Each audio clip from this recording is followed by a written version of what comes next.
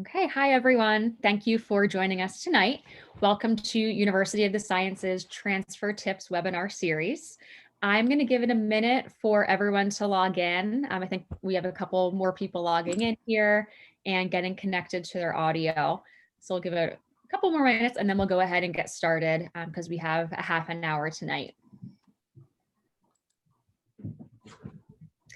All right, so it looks like we're all in, we're all connected to audio. Hopefully everyone can hear me. If you can't hear me, please raise your hand and let us know, and then we can troubleshoot. But again, thank you for tuning in tonight to USciences Transfer Tips webinar. My name is Kendra King. I'm the Associate Director of Transfer and Graduate Admission, and I'm also the person who is going to work with you on your transfer application if you're interested in transferring to a bachelor's degree program. And joining me tonight, you'll also see Amy Vigiani. Amy is the Director of Transfer, Graduate, and Professional Admission. Throughout the webinar, Amy's going to help me out and put some helpful links and resources for you into the chat box. So just keep an eye out for those. And also feel free to type in any questions that you have into the Q&A box. Amy can help answer questions throughout, but we're also going to have time at the end where I can answer your questions live.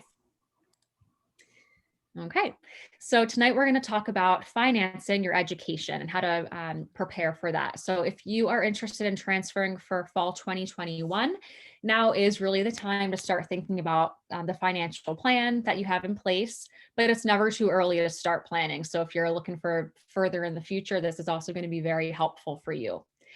We are going to cover the basics of financial aid.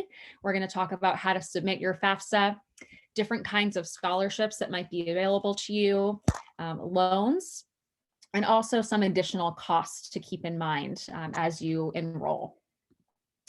So starting off with the financial aid basics or financial aid 101. I know most of you are probably already familiar with financial aid and you've used it before. It is nice to get a refresher, especially as you're thinking about switching schools, because it might be a little bit since you've thought about this process. So financial aid is an office within the Department of Education. So there are $150 billion set aside, which I learned today, the exact number, set aside to help students pay for college. Because as we know, college most of the time is pretty expensive and most times people can't afford to pay for it out of pocket in this day and age. So who is eligible for financial aid? You have to be a US citizen or an eligible non-citizen. So there are a few different circumstances. If you're not a citizen, there's other situations that would make you eligible. You do have to have a valid social security number to be eligible for financial aid, and you must be accepted into an eligible degree program to receive your financial aid package. Something else that's important to remember is you can't be in default on a federal loan. So that means that you can't already be behind on another loan payment that you already have. And you also have to, of course, submit your FAFSA, which is the free application for federal student aid for the current school year to be considered for financial aid funds. So those are the very basics, and we'll get into the different types of financial aid because there's a bunch of different kinds. So the first one would be grants. So this is funding from the government that's given to students for their tuition that doesn't have to be paid back. So it's basically like a gift. They're giving you money to help pay for your tuition. So the first kind would be a Pell Grant. This is for students who demonstrate significant financial need. And that would be generated by what you fill out on your FAFSA and the information that they pull from that. So the maximum amount of Pell Grant, it does vary year to year. For this upcoming year, so this current 2020-2021 year, the maximum Pell Grant available was $6,000. So that's one kind of grant that you could get. The next kind of grant is a federal supplemental educational opportunity grant. It's kind of a mouthful, but it's essentially another kind of need-based grant where they're looking at your FAFSA information, and that is up to $4,000 per year. The Teach Grant is something that is more unique. So it's just for students who are going to study to become teachers, and you can receive up to $4,000 per year from this grant.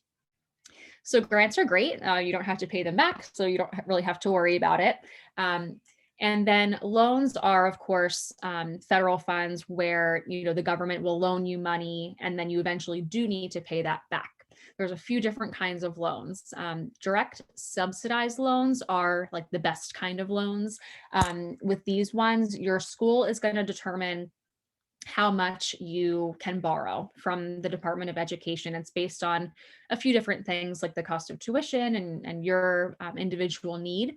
And then the Department of Education will pay the interest on the loan for you.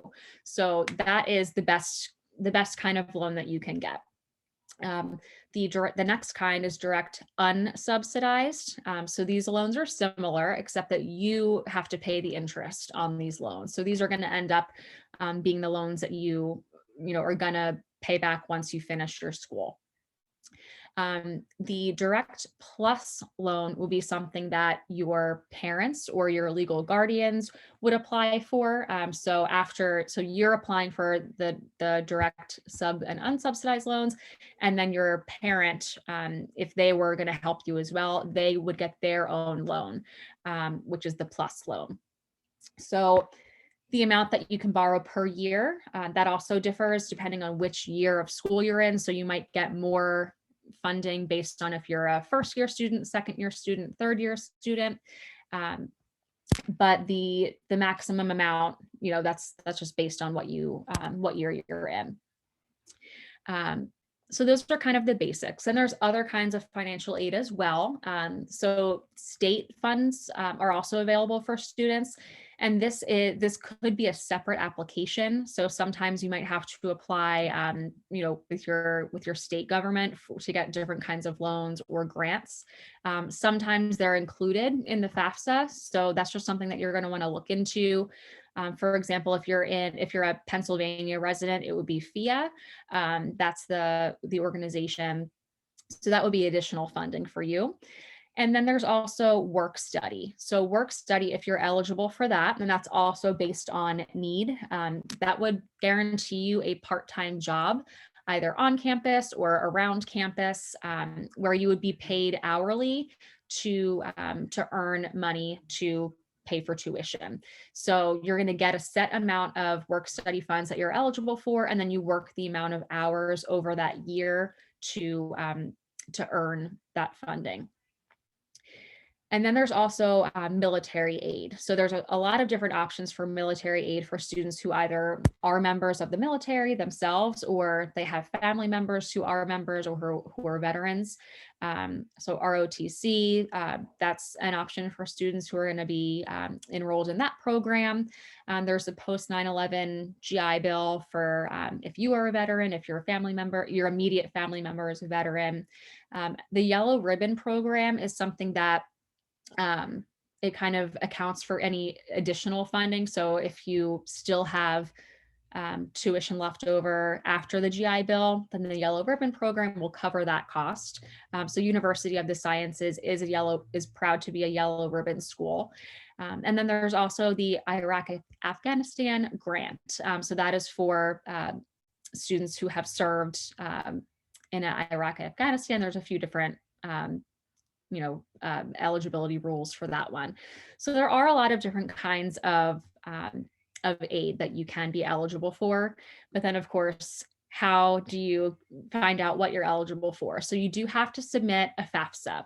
So FAFSA stands for the Free Application for Federal Student Aid. So it's kind of a mouthful, but as long as you can remember FAFSA.gov, you are good to go.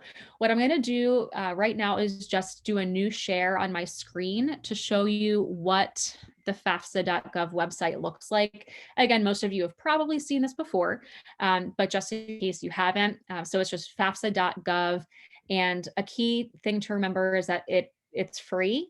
So something that sometimes happens is, there are other websites that try to act like they're the FAFSA, and they say, pay a fee, and then you'll fill out this application for a federal aid, you would never have to pay to do this. This is all free.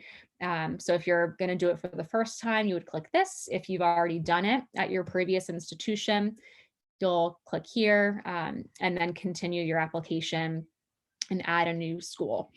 Also up here, there's just basically just all the information that you could ever need to just fully understand what each different type of aid is, how to apply, how to complete the process. So this is where you would want to go when you're doing your FAFSA application. Okay, so we'll get back here. All right. So I know it can also seem, a little bit daunting to do the FAFSA because it does take a little bit of time. You can save the FAFSA and come back to it. So don't feel like you have to, if once you log in, you have to do all of it at once. You can always save it, come back to it. You can, create your account, just check it out and then come back and do it another time. But I have listed a few things down here that you'll want to have handy when you are filling out the FAFSA. So you'll definitely want to have your social security number on hand, any like bank account numbers, information, and then also your parents' information if you are a dependent and you're going to be having your parents help you out, maybe if they're going to apply for a PLUS loan or something like that. Now, you do need to list schools on the FAFSA. So in order to be considered for aid, once you get accepted to these schools, they have to be listed on your FAFSA. You can put up to 10 schools on this application. So, definitely make sure USciences is on there if you're applying to USciences for this fall. When you're transferring schools, definitely make sure that you put the new school on there if you haven't already. The IRS data retrieval tool is something that's relatively new. It makes it a little bit easier for you because it automatically pulls information from your or your parents' tax information. So you don't have to go and look for your different forms. You can just click this tool and it'll kind of automatically import everything for you, which makes it a lot easier. And then some important dates to keep in mind. So the FAFSA for the next year opens on October 1st. So for example, if you're applying for fall 2021, the FAFSA for that year opened this past October of 2020, and the deadline to have it submitted is June 30th every year. So if you're looking to apply for fall, you should definitely, if you haven't already, start working on your FAFSA.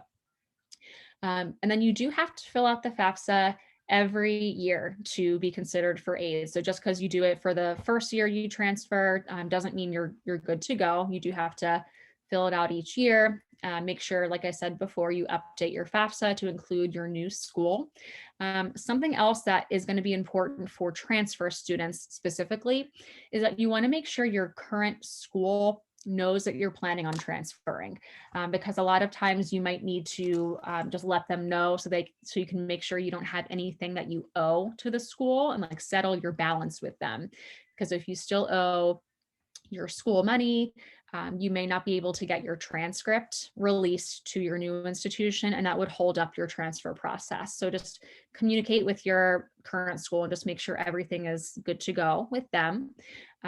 If you are transferring in the middle of the year, there might be specific forms you have to fill out to like officially withdraw and request for your financial aid to be canceled for the rest of the year at your institution. And then similarly, if you are receiving federal loans, you are going to have to do loan exit counseling. So same way where you did entrance loan counseling, you had to fill that out. You're going to have to do loan exit counseling at your main institution. And then there is verification. So this is something that happens a lot. It's usually students are randomly selected for verification. It's just a way for basically institutions to spot check and just make sure everything on the FAFSA application is accurate.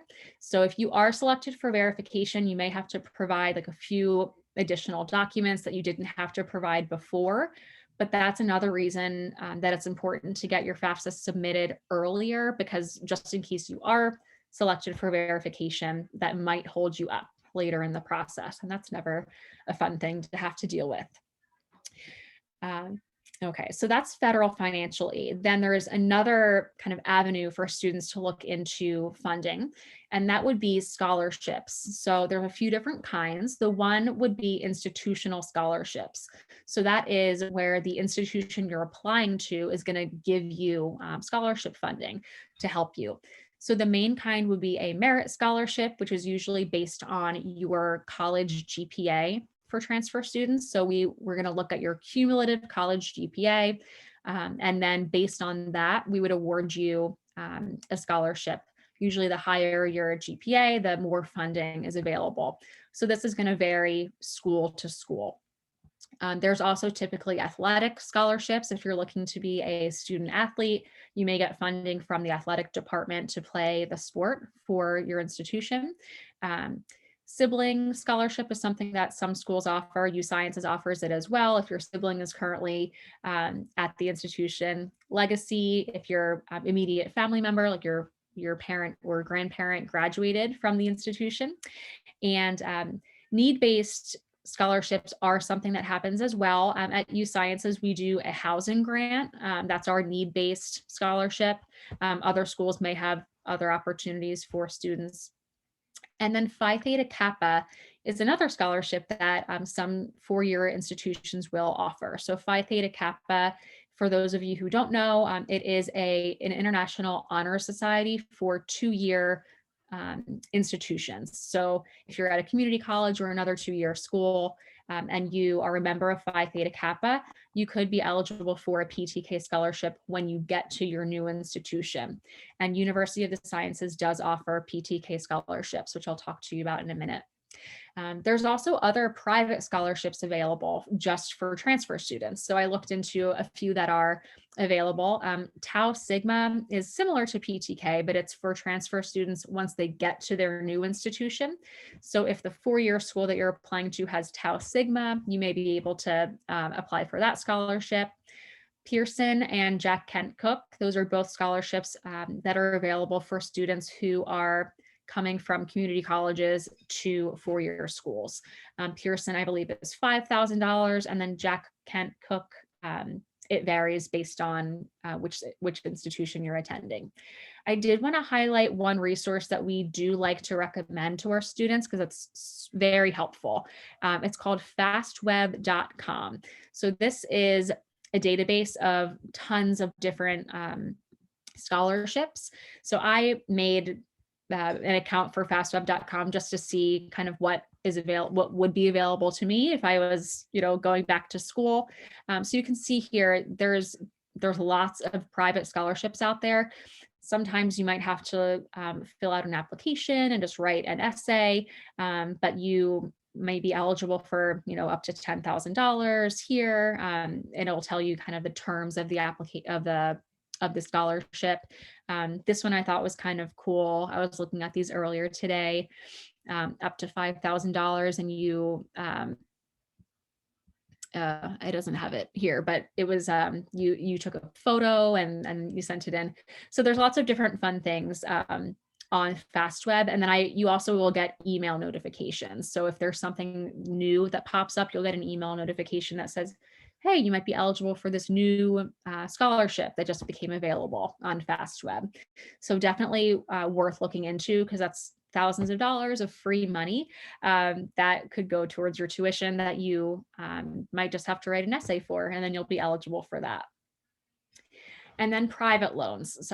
So kind of like how private scholarships are similar to, federal grants, private loans are going to be similar to the federal loans, but they are just, owned by a different lender. So one that is pretty popular that you may already be familiar with would be Sallie Mae. That's a pretty big one. Lots of different banks and credit unions offer private student loans as well. Another resource that we like to tell our students about is Elm Select, because there are lots of different private loan lenders. It can sometimes be hard to know which which loan to choose, which one's going to be best for me in the long run.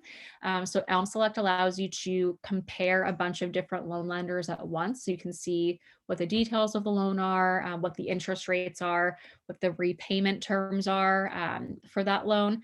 And then you can look at all of that at one time and then, kind of make the best choice for you. So I'm going to pull this up as well and just show you what this looks like. And it's also specific to the institution that you're going to. So I typed in USciences just to see, which private loan lenders are available to our students. So these are a few that popped up here. You can see them all at once. It makes it really easy. It has a phone number if you want to call and speak to someone about it to get more information. But this is definitely a good one to look at if you're kind of new to the process and you need to just kind of see what's out there. Okay, gonna go back here. All right, and then there's also additional costs that you are going to want to think about. So things that you might want to consider, you might not think about, that you will want to factor into your budget. So the first one would be yearly tuition and fee increases. So this is something that I know I didn't think about when I was going to college, but ever since I started working at USciences, it's definitely top of mind. So most colleges and universities will increase their tuition and their fee each year. So that means is you might start off, if the first year you transfer, your tuition might be $30,000. And then the fee might be $1,000. But then your second year that you're there, they might increase the tuition by anywhere between 3 and 5%, or actually it could go up to 7%. Really any amount of percent that the university wants it to go to. So that's going to increase your tuition year over year. It's going to amount to, thousands of dollars more than you're planning. Some schools, University of the Sciences is one of them, do not do this. So we are committed to having a fixed tuition schedule. You don't have to worry about things increasing year over year. It's going to save you thousands of dollars in the end. So but one thing to consider. The other thing to keep in mind would be room and board, because this is typically not included in the cost of tuition. So tuition will be one price that you'll see on the website. Room and board is usually located somewhere else on the website, usually within residence life, and it's typically at least $10,000 to $15,000 more. So something else to keep in mind. And then, books and supplies, you're going to have to buy textbooks. You might have to get, lab equipment if you're in a science course, and things like that. So these things do add up. Transportation, if you're going to be, commuting back and forth to school, or if you're going to, have to get like a parking permit or something like that. Those are things to keep in mind as well. But then, of course, you're going to have to think about fun things too. So it's not all doom and gloom. You're going to want to, go out. You're going to want to grab lunch and all these fun things. So that's just another thing to keep in mind as you're thinking about budgeting for your transfer education. Okay, but then, so I know this is a lot of information that we went over, and just so you know, I will be sending this PowerPoint to you, these slides, so that you'll have all this information after the webinar is over, because I know it is kind of a lot to think about. But if you are interested in, kind of sitting down one-on-one, sitting down virtually one-on-one with a financial aid counselor, and Amy just put this into the chat box here. So our financial aid counselors are available to speak with you specifically about your personal situation. So if you have questions that are just going to pertain to you, you can book an appointment with them. And here's the that link there. So you can call them, email them, and then you can also set up a virtual appointment. So if you go to our website, they have a Sign Up Genius link where you can go and make an appointment with them, and then you'll be able to have all those kind of nitty-gritty questions answered. So I know a lot of you in the room tonight are interested in transferring to USciences. A couple of you have already been accepted to USciences for the fall. So I did want to quickly just touch on USciences a little bit.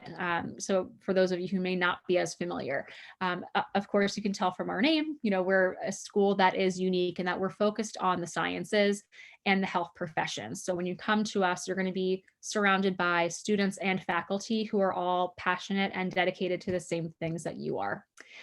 We pride ourselves on an experience-based curriculum. Hands-on research is a big part of what we do at USciences.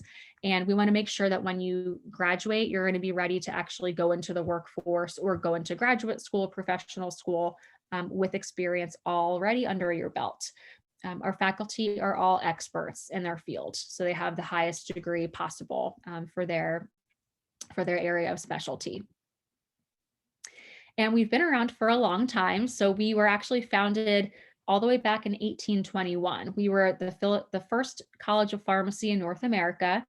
We were founded as the Philadelphia College of Pharmacy. So we are celebrating our 200th birthday this year. So we're really excited for that. And for those students in the room who are going to be joining us this fall, you'll be celebrating our 21st birthday or our 200th birthday with us this year.